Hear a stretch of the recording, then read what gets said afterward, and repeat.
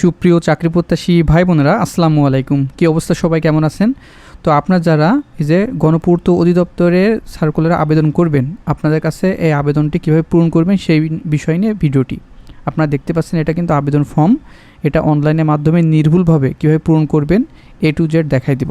আর এখানে যদি আপনি আবেদন করতে কোনো অক্ষর বা কোনো বিষয় ভুল করেন, তাহলে কিন্তু আপনি চাকরি হওয়ার সময় অনেক জটিলতার সম্মুখীন হবেন। সেজন্য নির্ভুলভাবে কীভাবে আবেদন করবেন এবং কোন কোন বিষয়ে খেয়াল রেখে আবেদন করবেন এই ভিডিওর মাধ্যমে দেখতে পাবেন। তো আবেদন ফর্ম পূরণ করার আগে এই সার্কুলার বিষয়ে আপনাদের কাছে একটু আলোচনা করব। তো এখানে আলোচনা করার পূর্বে আপনার কাছে ছোট্ট একটি রিকোয়েস্ট থাকবে, আপনারা যারা আমাদের এই যে all news online BD verify YouTube চ্যানেলে এখনও যুক্ত হননি, দেখেন সাবস্ক্রাইব একটি বাটন আছে, এখানে ক্লিক করে আমাদের সাথে যুক্ত হয়ে যান এবং পাশে থাকা বেল ঘন্টা অল করে দিবেন। তাহলে আমরা যখনই সরকারি চাকরির আপডেট ভিডিও আমাদের এই ইউটিউব চ্যানেলে প্রকাশ করব, সবার আগে আপনার ফোনে নোটিশ চলে যাবে, সবার আগে দেখে আবেদনগুলো কমপ্লিট করে নিতে পারবেন। ঠিক আছে, তো চলুন আবেদন ফর্ম দেখানোর আগে সার্কুলার বিষয়ে একটি আলোচনা করি, তারপর আমরা সরাসরি কীভাবে আবেদন করবেন সেটি দেখাই দিব। তো এখানে সবচেয়ে বেশি যে পত্রে আবেদন করতে পারবেন সেগুলো হলো অফিস সহায়ক অথবা MLSS। এখানে সর্বমোট 123 জন লোক নেবে এই পদে। আর বেতন কিন্তু 8,250 থেকে 20,010 টাকা বেতনের চাকরি। এখানে আপনার যোগ্যতা লাগবে কোনো শিক্ষিত শিক্ষা বোর্ড হইতে মাধ্যমিক স্কুল সার্টিফিকেট বা সমান পরীক্ষা উত্তীর্ণ, মানে আপনি যে কোনো বিভাগ থেকে SSC পাশ করলে আবেদন করতে পারবেন। সেটি আর্টস, কমার্স, সায়েন্স, ভোকেশনাল, মাদ্রাসা অথবা কারিগরি থেকে আপনি পাশ করলে আবেদন করতে পারবেন। সর্বনিম্ন আপনি 2.00 পেয়ে উত্তীর্ণ হলে আবেদন করা যাবে। আপনার বয়স অবশ্যই 18 থেকে 32 বছরের ভিতরে থাকলে আবেদনটি করতে পারবেন। তারপরে VT অ্যাটেন্ডেন্ট, এখানে 3 পদে আবেদন করতে পারবেন। এখানে শিক্ষাগত যোগ্যতা লাগবে মাধ্যমিক ও উচ্চ মাধ্যমিক শিক্ষা বোর্ড হইতে SSC অথবা সমান পরীক্ষা উত্তীর্ণ হতে হবে। তারপরে নকশাকার, এখানে 36 জন লোক নেবে সংশ্লিষ্ট ক্ষেত্রে ড্রাফটিং সনদপত্র সহ SSC পরীক্ষা উত্তীর্ণ। অভিজ্ঞতার এখানে অগ্রাধিকার দেওয়া হবে এবং বয়স 18 থেকে 32 বছরের ভিতরে হতে হবে। আর এখানে স্টেনোটাইপ, এখানে নেবে 6 জন, কোনো শিক্ষিত বিশ্ববিদ্যালয় হইতে আপনার দ্বিতীয় শ্রেণীর সমমানের GPA-তে আপনার স্নাতক ডিগ্রি থাকতে হবে। তারপরে ইমাম নেবে 3 পদে। তারপরে স্টেনোগ্রাফার অথবা স্টেনোগ্রাফার কাম কম্পিউটার অপারেটর, এখানে 6 জন। এখানে সব পদ মিলে এখানে 177 জন লোক নেবে। এই প্রতিষ্ঠানে বাংলাদেশের 64 জেলা থেকে যা নারী পুরুষ উভয় আবেদন করতে পারবেন। তো এই যে অফিস সহায়কের জন্য আপনার শুধু আবেদন করে বসে থাকলে হবে না, কিন্তু ভালো করে প্রিপারেশন নিতে হবে। তো আমরা একটি সাজেশন তৈরি করেছি গণপূর্ত অধিদপ্তর অফিস সহায়ক পদের জন্য। এখানে চূড়ান্ত সাজেশন, PDF মূল্য 100 টাকা। বাংলা, ইংরেজি, গণিত এবং সাধারণ জ্ঞান সকল বিষয় মিলে আমাদের এই সাজেশনের ভিতরে থাকবে। MCQ এবং লিখিত পরীক্ষার জন্য কার্যকরী। এটি কালেকশন করার নিয়ম হচ্ছে, উপরে যে হোয়াটসঅ্যাপ নাম্বার আছে এখানে সরাসরি হোয়াটসঅ্যাপে SMS করবেন, বলবেন যে ভাইয়া যে গণপূর্ত অধিদপ্তর অফিস সহায়ক পদে যে সাজেশন আছে সেটা আমি নিতে চাই, তাহলে সঙ্গে সঙ্গে হোয়াটসঅ্যাপে এই যে বাংলা, ইংরেজি, গণিত এবং সাধারণ জ্ঞান MCQ এবং লিখিত পাঠগুলো আপনার হোয়াটসঅ্যাপে দিয়ে দেবো। এখান থেকে পড়লে ভালো করে প্রিপারেশন হয়ে যাবে আশা করা যায়। ঠিক আছে, তো চলুন আমরা এটা কীভাবে আবেদন করবেন সেটি আমি দেখাই দেবো। তো আর একটা বিষয়, এই যে আপনার আবেদন করার জন্য pwd.telecom.bd এই ওয়েবসাইটের মাধ্যমে আবেদনগুলো কমপ্লিট করতে পারবেন। তো আবেদন কিন্তু শুরু হয়ে গেছে অলরেডি, ভিডিওটি পাওয়ার সঙ্গে সঙ্গে কিন্তু আপনি আবেদনটি করে নেবেন। এখানে 2 আগস্ট 2026 সকাল 10টা থেকে আবেদন শুরু হয়েছে এবং 31 আগস্ট 2026 বিকাল 5টায় কিন্তু শেষ যাবে। তো 1 মাস সময় পাচ্ছেন। আপনারা মনে করতেছেন 1 মাস সময় আমরা এইটা আবেদন করব শেষের দিকে আবেদন করলে কিন্তু সার্ভারের সমস্যা দেখা দেয়, অনেক সমস্যার সম্মুখীন হতে হয়। তো আবেদন করার জন্য আপনার টেলিটকের জন্য আপনার মানে এই পরীক্ষার ফি বাবদ টেলিটক সিম থেকে পেমেন্ট করতে হয়। ঠিক আছে, 2টা SMS-এর মাধ্যমে পেমেন্ট করতে হয়। তো এখানে 112 টাকা এবং শুধুমাত্র 56 টাকা আপনি টেলিটক চার্জ লাগবে। যে অফিস সহায়কে যারা আবেদন করবেন এটা কিন্তু কেউ মিস করবেন না। এই যে অফিস সহায়ক 123 জন। আর আরেকটি বিষয় আপনাদের কাছে ক্লিয়ার করে দিই, এই সার্কুলারে আপনি আবেদন করার পরে যখন আপনার চাকরি হবে, নিজ জেলায় কিন্তু আপনি পোস্টিং নিয়ে চাকরিটা করতে পারবেন, বা নিজ উপজেলায় কিন্তু এই চাকরিটি করা যায়। ঠিক আছে, সেজন্য আপনার নিজ এবং নিজ জেলা শহরে থেকে যে চাকরিগুলো করার ইচ্ছা আছে যাদের, এই যে অফিস সহায়ক এই পত্রে আবেদন করে ভালো করে প্রিপারেশন নেবেন। তো চলুন আমরা অনলাইনে কীভাবে আবেদন করবেন সেটি দেখাই দেবো। হ্যাঁ, এখন একটু মনোযোগ সহকারে দেখুন। এটা আপনি গুগলে সার্চ করবেন pwd.telecom.bd এই ওয়েবসাইটের মাধ্যমে আপনি আবেদন করতে পারবেন। দেখছেন এখানে অফিসিয়াল ওয়েবসাইট চলে আসছে। প্রথমে অ্যাডভার্টাইজমেন্ট, এখানে ক্লিক করলে আপনি যে সার্কুলারটি, মূল যে সার্কুলার সেটি কিন্তু দেখতে পাবেন। দেখতে পাচ্ছেন এখানে মূল সার্কুলারের সবগুলো ডিটেলস দেখে আপনি আবেদন করে নেবেন। ঠিক আছে, তারপরে এই যে 2 নম্বরে অ্যাপ্লিকেশন ফর্ম, এখানে ক্লিক করে দিবেন। ক্লিক করার পরে যে আরেকটি রেফারেল ID পাবেন, এই যে বক্সে ক্লিক করে নেক্সট বাটনে ক্লিক করে দেবেন। দেওয়ার পরে অ্যাভেলেবেল পোস্ট, আর এখানে কিন্তু সকল পদের নাম লিস্ট আকারে দেওয়া আছে। আপনি যে পদে আবেদন করতে চান সেটি কিন্তু আপনি এই যে গোল চিহ্নয় ক্লিক করে দেবেন। যারা অফিস সহায়ক আবেদন করতে চান এই যে গোল চিহ্ন ক্লিক করে নেক্সট বাটনে ক্লিক করে দেবেন। দেওয়ার পরে এই যে আপনার পোস্ট নেম আবার কিন্তু দেখে নেবেন যে পোস্টে আবেদন করতে চান সেই পোস্ট নাম এখানে আছে কিনা। আর তারপরে এখানে ইয়েস অথবা নো দুইটা অপশন আছে, আপনি নোতে ক্লিক করে নেক্সট বাটনে ক্লিক করে দেবেন। দেওয়ার পরে যে অ্যাপ্লিকেশন ফর্ম, এটা কিন্তু মূল যে আবেদন ফর্ম, এখানে কিন্তু ভুল করা যাবে না, মনোযোগ সহকারে একটু লক্ষ্য করুন। হ্যাঁ, প্রথমে অ্যাপ্লিকেন্ট নেম, আপনি আবেদন করছেন আপনার নাম ইংরেজিতে দিবেন, তারপর আবেদনকারীর নাম বাংলায়, আপনার নাম বাংলাতে এখানে দিবেন নির্ভুলভাবে, কোনো অক্ষর যেন ভুল যায় না। হ্যাঁ, বড় হাতের অক্ষরগুলো দিবেন ইংরেজিতে এবং বাংলায় সুন্দর করে নির্ভুলভাবে নিজের নাম লিখে দিবেন। তারপর ফাদার্স নেম, আপনার পিতার নাম ইংরেজিতে দিবেন এবং পিতার নাম বাংলায় লিখতে হবে। তবে মাদার্স নেম ইংরেজিতে এবং মায়ের নাম বাংলায় লিখতে হবে। প্রথমে আপনার নাম ইংরেজিতে এবং বাংলায়, পিতার নাম ইংরেজিতে এবং বাংলায়, মায়ের নাম ইংরেজিতে এবং বাংলায় লিখে দেওয়ার পরে ডেট অফ বার্থ মানে জন্ম তারিখ আপনার কত সেটাই লিখতে হবে। এটা কিন্তু আপনার সার্টিফিকেট অনুযায়ী দিবেন। প্রথমে হচ্ছে মাস, তারপরে ডে, তারপর ইয়ার। ঠিক আছে, একটু উল্টো আছে, প্রথম মাস কিন্তু, হ্যাঁ কত মাসে জন্মগ্রহণ করেছেন মাস দিবেন, তারপরে ডে, তারপরে ইয়ার, এবার সুন্দর করে নির্ভুলভাবে দিয়ে দেবেন। এখান থেকে আপনি সুন্দর করে সিলেক্ট করে নেবেন। নেওয়ার পরে ন্যাশনালিটি, এখানে বাংলাদেশি সিলেক্ট করা আছে, আপনার সিলেক্ট করা লাগবে না। রিলিজিয়ন, আপনি কোন ধর্মের অনুসারী, তো আপনার নিজ ধর্ম যার যেটা সেটা এখানে সিলেক্ট করে দেবেন।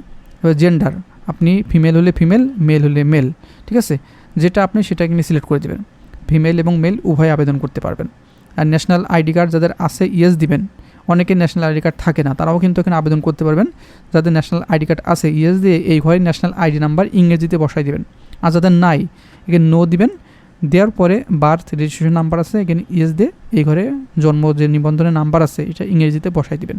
আর যাদের দুইটাই আছে, দুইটাই যাদের থাকে ইয়েস দিয়ে এই ঘরে দুইটাই, প্রথম ন্যাশনাল আইডি নাম্বার, তারপরে আপনার জন্ম নিবন্ধন নাম্বার এই ঘরে দিয়ে দিবেন। তারপরে পাসপোর্ট আইডি যাদের আছে দিবেন, নাহলে নো দিয়ে দিবেন। তারপর ম্যারিটাল স্ট্যাটাস, এখানে বিবাহিত এবং অবিবাহিত উভয় আবেদন করতে পারবেন। যারা এখানে সিঙ্গেল, ঠিক আছে, যারা অবিবাহিত সিঙ্গেলে দিবেন। আর যারা বিবাহিত আছেন এখানে ম্যারিড দিয়ে ইজে একটি ঘর আসবে স্পাউস নেম, এই ঘরে আপনার যদি আপনি পুরুষ প্রার্থী হন আপনার স্ত্রীর নাম এখানে ইংরেজিতে লিখতে হবে।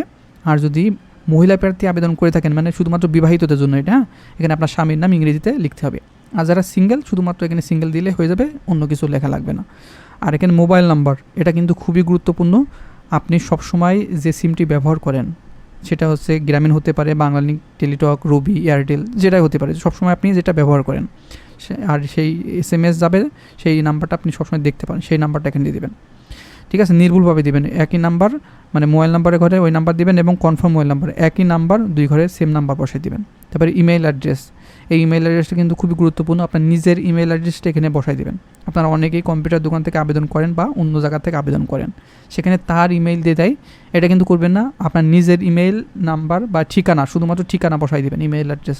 দরকার হলে একটা ইমেইল খুলে নেবেন, খুলে নেওয়ার পর নিজের যে ইমেল সেই ঠিকানাটা কেমন বসাই দেবেন। তো কোটা, এখানে কোটা যাদের আছে তাদের দিবেন, না হলে নট অ্যাপ্লিকেবল। যাদের কোটা আছে কোটা দিয়ে দিবেন, না হলে নট অ্যাপ্লিকেবল। আর যাদের নাই, তারপরে ডিপার্টমেন্টের স্ট্যাটাস, আপনি যদি কোনো প্রতিষ্ঠানে চাকরি করে থাকেন সরকারি কিংবা আধা সরকারি সেটা সিলেক্ট করে দিবেন। আর যদি কোনো ফ্রেশার হয়ে থাকেন মানে কোনো চাকরি না করে থাকেন তাহলে এই যে নট অ্যাপ্লিকেবল এখানে সিলেক্ট করে দেবেন। তারপর নিচে চলে আসবেন।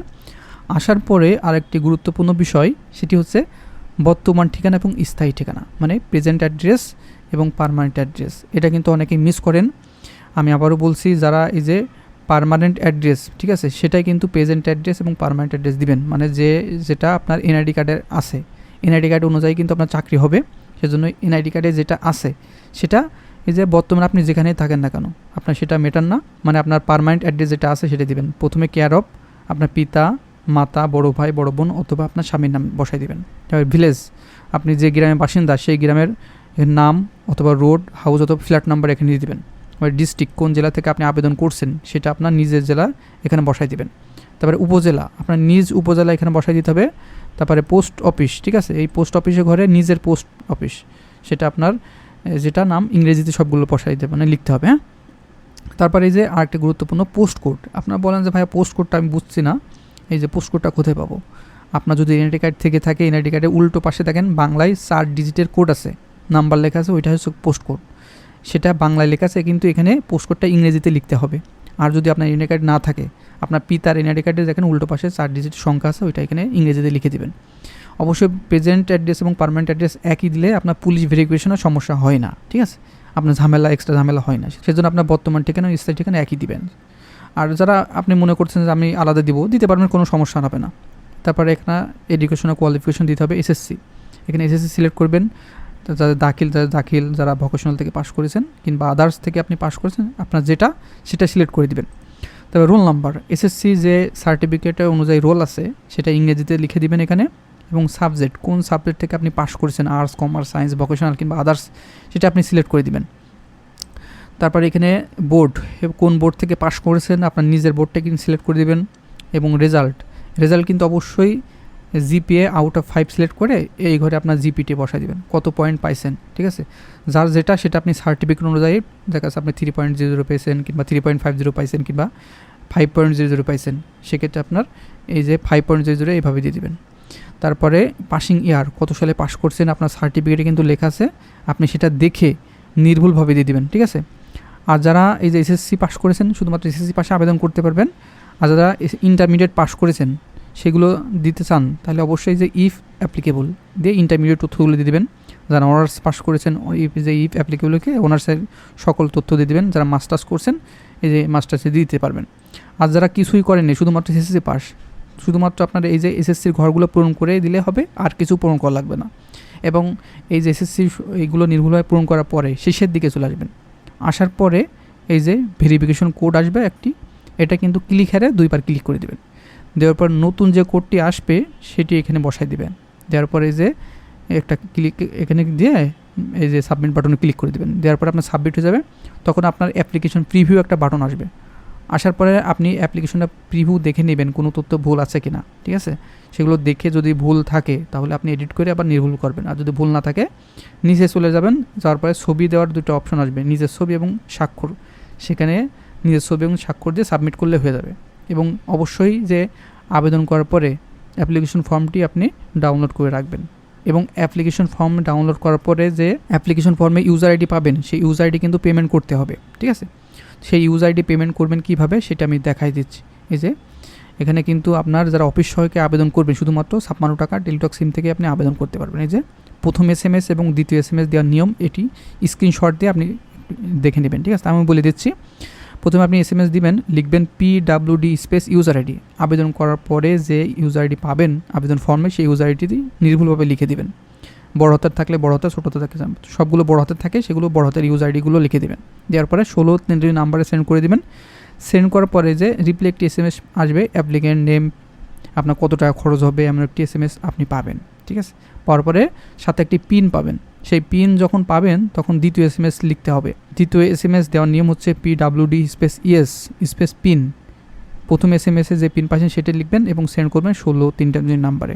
এবং সেন্ড করার পরে একটা SMS পাবেন, congratulation applicant name, payment complete successfully, PWD application for office সহায়ক হলে অফিস সহায়ক, যদি আদার্স কোনো পোস্ট থাকে সেই পোস্টের নাম লেখা থাকবে এবং আপনার সাথে ইউজার আইডি এবং পাসওয়ার্ড দিয়ে দিবে।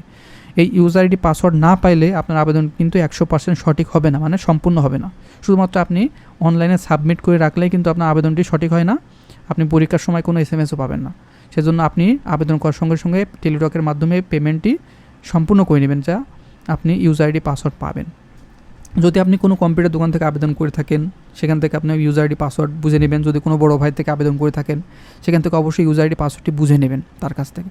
যদি না পান তার কাছে বারবার জিজ্ঞাসা করবেন যে আমার ইউজার আইডি পাসওয়ার্ড আসেনি, কেন আসেনি সেটা জিজ্ঞাসা করবেন, ঠিক আছে। আর যারা ইউজার আইডি পাসওয়ার্ড পাবেন তখন বুঝবেন যে আপনার আবেদনটি 100% সঠিক হয়ে গেছে, ঠিক আছে।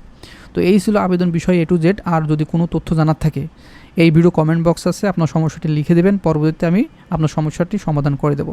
এখানে কিন্তু এই যে স্থায়ী নাগরিকদের পুরুষ এবং মহিলা উভয় আবেদন করতে পারবেন। আর এটা কিন্তু নিজ জেলা এবং উপজেলায় পোস্টিংয়ে চাকরি করা যায়, ঠিক আছে। সেজন্য আপনার যারা আবেদন করতে আগ্রহ আমার ভিডিওটি পাওয়ার সঙ্গে সঙ্গে কেউ দেরি করবেন না, প্রথম দিকে আবেদন করে নেবেন যাতে শেষের দিকে কোনো ঝামেলা না হয়, ঠিক আছে। আর যারা আমাদের এই যে গণপূর্ত অধিদপ্তর অফিস সহায়কের জন্য চূড়ান্ত সাজেশন এখনও সংগ্রহ করেননি, দ্রুত এই নাম্বারে এই যে হোয়াটসঅ্যাপ খোলা আছে এই নাম্বারে SMS করে এই সাজেশনটি এখনই কালেকশন করে পড়তে থাকুন। তো বন্ধুরা ভালো থাকবেন, সুস্থ থাকবেন, দেখা হবে নেক্সট আকর্ষণীয় জব সার্কুলার এবং শিক্ষামূলক তথ্য নিয়ে।